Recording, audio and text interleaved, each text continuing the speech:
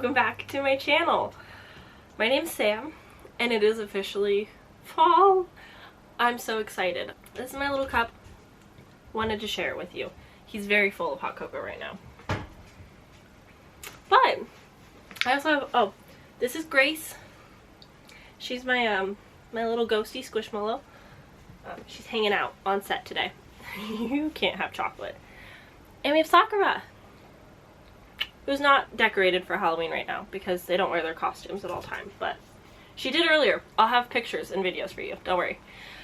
But welcome to spooky season. Today I am doing the finally fall tag. Hopefully the dogs outside aren't too loud because they're kind of loud. But today we are doing the finally fall tag. Why?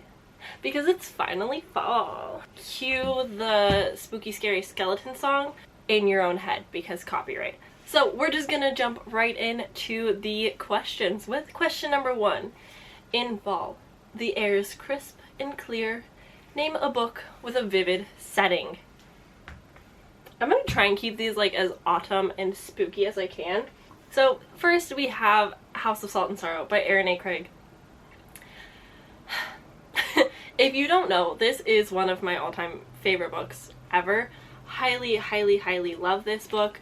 It means so much to me. It's not super autumnal to like your standards of orange leaves and crisp, cool air, but the scene is so vivid, and if you're Pacific Northwestern like myself, the Oregon coast is not clean, crisp fall vibes. It is very much cold, rainy, and gray.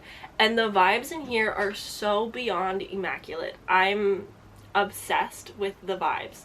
I've always wanted more books like this, and luckily, like just recently, Rachel Griffin announced that her 3rd book is going to have like a stormy coastal vibe.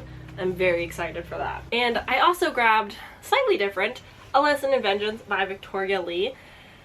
This has all of your vivid, witchy fall needs. They're starting the school year in the fall, so you've already got like dark academia vibes to it.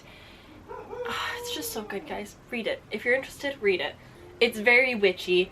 I low-key got a tiny little bit spooked at a point. I read this in a 24-hour readathon, and I really, really enjoyed it. A lot of people don't love it. That's okay. I love it, and I want you to love it. So if you're interested, pick it up. It is vivid. You're in school with them. It's fall. You're going out to the forest. It's a good time. It's a good vibe. Question number 2. Nature is beautiful, but also dying. Name a book that is beautifully written, but also deals with heavy topics like loss and grief. I don't own these books. I do hope to eventually, but Before the Coffee Gets Cold and Tales of the Cafe by Toshikazu Kawaguchi. I love these books. The 3rd one, there's a 3rd one coming out in November, guys. Brace yourselves. I'm so excited. I don't own any of them, but I will be pre-ordering it. I will be getting all 3 of them. I'm so excited. These are beautiful. They are so beautiful, but they are soul crushing in like the most best ways. These are, I guess I could give you plots. Do you want plots? I don't know. Do you give plots in these? I force so many people on Bookstagram to read Before the Coffee Gets Cold and just rave about how good they are, and then everyone loves it. So I know that it's a good recommendation. But these are basically 4 short tales in one book, all centering around this wonderful little hole-in-the-wall cafe that has the one particular seat that allows people to travel back in time to speak with anyone else who has visited this cafe at some point. But you have to follow the one very hard rule of making it back before your coffee gets cold. And this talks about grief in such a wonderful way because the main part of the rules, there's lots of rules, but one of the biggest parts would be the fact that you cannot change the future. You can go back in time, you can get closure, you can talk to your loved ones, but you can't change what happens. And I just, oh, it's so painful but so wonderful. And like this is translated and it's still like beautiful writing. I cannot recommend it enough. I'm so excited for the third installment. Number 3, fall is back to school season. Share a nonfiction book that taught you something new. I don't read a lot of nonfiction, and I've certainly slacked this year. So I did read earlier this year Why I'm No Longer Talking to White People About Race by Renee Edo Lodge, but I think that's it, nonfiction wise, which is not a good track record. Not great for me. I think that's it though. Yeah, that's the only like true nonfiction that I've read this year. So I'm gonna have to say that one by default. And I haven't really done like a proper review of this book. It's good.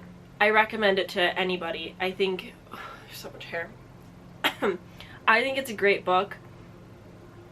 I really enjoyed the fact that it's from an English perspective, where I live in the United States, and sometimes it feels very, we're the only ones that deal with race. No one else has this issue. Everywhere else is so like utopia, whereas like our media only focuses on the States. So I couldn't tell you half the time what's going on in other parts of the world until more recently. So with the Black Lives Matter movement becoming prominent, not just in the States, but in the world, it definitely opened my eyes. So it was interesting to learn about specific instances in London, or I guess the UK in general, of racism. And that was intriguing. But I wouldn't say that this gave me anything groundbreaking or new, just because like I'm slightly educated on it. So I would say that the most that I learned was that like this is not just an American problem, it is a world problem, and that needs to be fixed. Number 4, in order to keep warm, it's good to spend time with some of the people we love. Name a fictional family, household, friend group that you would like to be a part of. Heartstopper by Alice Oseman, always. I've been really enjoying the anime Fruits Basket, so maybe there. Yeah, I would say those are probably it. I don't find as many like fictional characters. Also, if you have recommendations for found family besides the Raven Boys, because I already hope to read that soon, if you have other recommendations for found family, I would be very interested. That is a trope that I would like to read more of, because I'm not well versed in it, so I don't have great answers for this. But yeah, the cast of Heartstopper is amazing, so I guess I would like to hang out with them. Missy, you can't have hot cocoa. Alright, the next question. The colorful leaves are piling up on the ground. Show us a pile of fall-colored spines. Oh no, I didn't prepare for this. I don't really have fall spines. Oh no. Okay, this one, these two, those are very fall spines. This one's fall. Is it? No, I don't know, that's fall. Oh!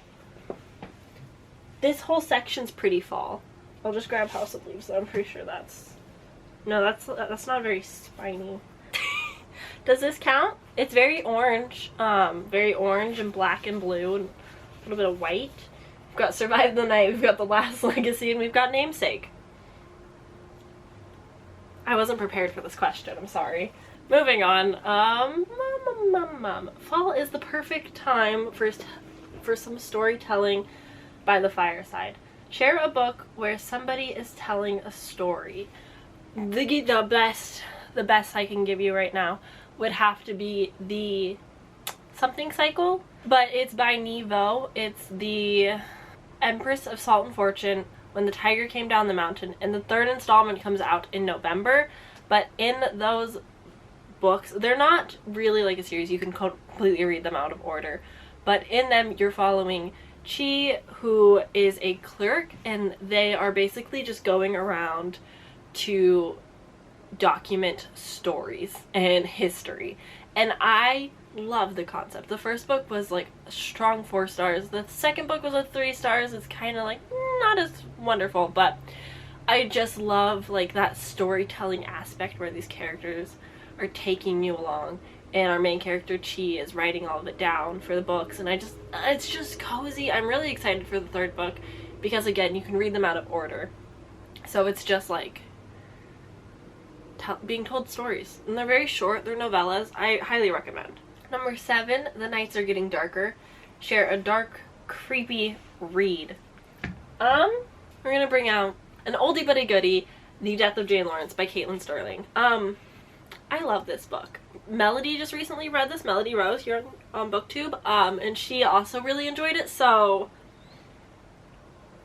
hot to everyone at the Literally Dead Book Club that hated it, because it kind of hurts my feelings a little bit. I love this book. This book is like everything to me. This is the first book since I've started reading that has actively, continuously made me stay up until 3 in the morning every time I picked it up, because I could not put it down. I loved it so, so much. It is spooky. It is scary.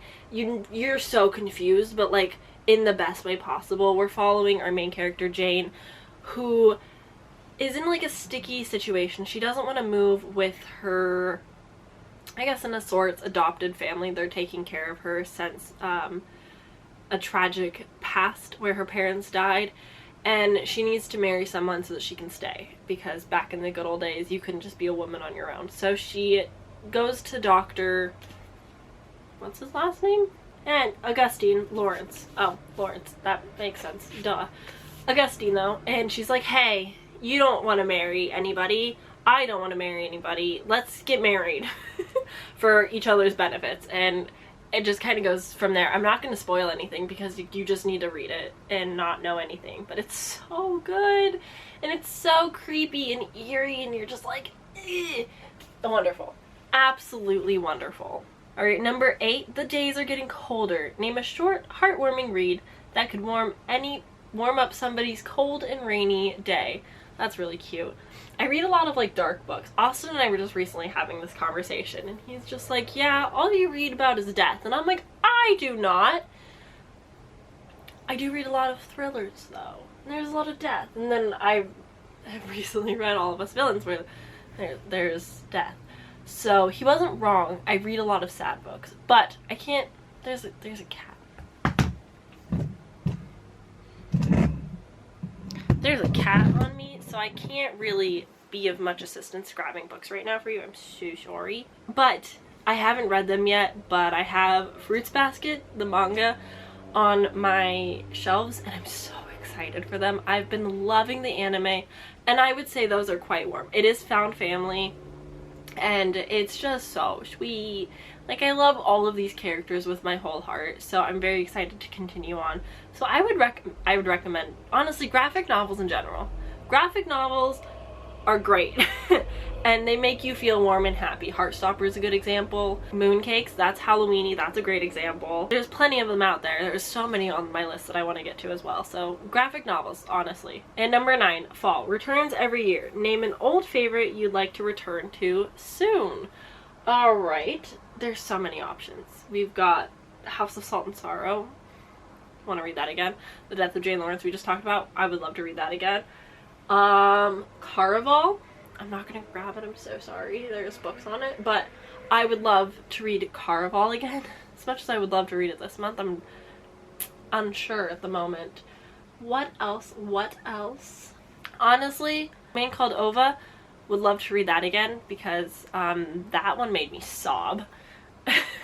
And number 10, fall is the perfect time for cozy reading nights. Share your favorite cozy reading accessories. Cozy reading accessories. Does a cat count? I love reading with them. Yes, I love to read with them. Yes. Yeah, reading with my cats is always fun. I have this cool little like pumpkin light now. Oh, Grace. She's great. I actually do actively read with her. She holds me up straight when I read in bed, so I'm not slouching like a little loser, because I'll hunch my back a lot when I read. So yeah, those would be my reading accessories. I can show you some bookmarks maybe. I don't know if any of them are Halloween-y. Okay, note to self. Get Halloween bookmarks, because this is the closest one that I have right now. This is a Fairy Loot one, and it's like a witchy girl reading someone's palm. So that's as close to a Halloween bookmark I have, which is kind of sad. So that's that. Alright, and I think the final one, I'm assuming, is just tag people. So I'm going to tag my booktube besties. You'll probably hear their names a lot because I'm doing a lot of tags. By the way, I am doing Booktober. Why? Because I'm not okay and I hate myself. So we're going to try and post every single day in the month of October. Bets on how I'll do, because I'm always late on my Tuesday uploads. So bets, we'll see. But I will be doing a few tags because they're pretty quick, kind of easy to do, don't take as much time to edit and plan like a lot of the other videos that I plan to do.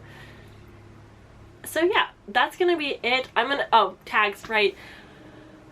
I think I'm just gonna tag the whole bunch. I'm gonna tag Kaylee, Eliza, Daphne, Melody, Kemi, Adriana, all of you are tagged. So we'll love to see your videos. I will link all of them down below so you guys can go check them out if you're curious as to when they do their tags, what their answers are. And let me know down below, what is your favorite like autumn time read? Ooh, honorable mention, like anything dark academia, but I'm so excited. I think in October, maybe November, I'm getting my special 10-year anniversary edition of If We Were Villains by ML Rio. Oh, I'm so excited. You don't understand. I am so excited. So that's another one that I would recommend, because that's like very dark academia, starting school in the fall, someone dies, it's great. So yeah, that's my honorable mention. I'm gonna head out now. Thank you guys so much for hanging out with me. Again, let me know, what are your favorite autumn reads? I would love to know.